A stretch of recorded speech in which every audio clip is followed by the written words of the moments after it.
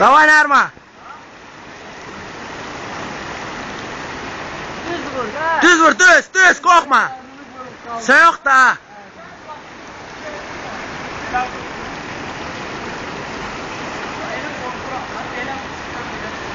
Özün də təpsər elə.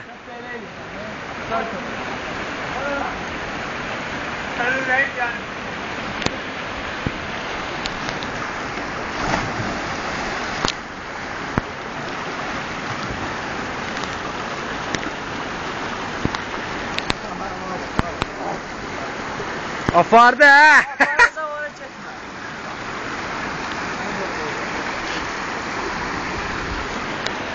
İgit.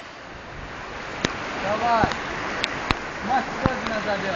Aptileye basmışlar hiç. Vatan üçün. Oy bu ne kadar lezzet.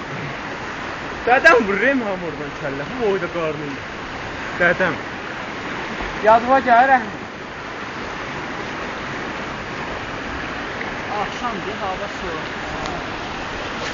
Bəxş oldu, inşallah öyle keçsin. Bu stoçoğlu çimirsən var, heç çox xəstələnmir.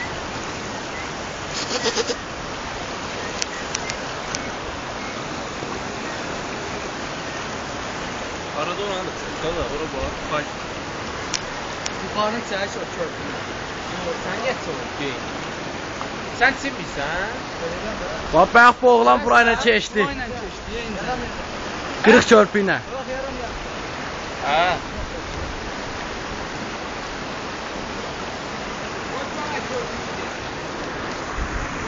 Şöməni də çək. Sikin gömrüydü. Şeyin gördü. Pamaklar. Sayın bu katet mi? Sara. Katet. Sara. Son bu. Bombulu deyəsən. Yerə son bu katet. Nerede?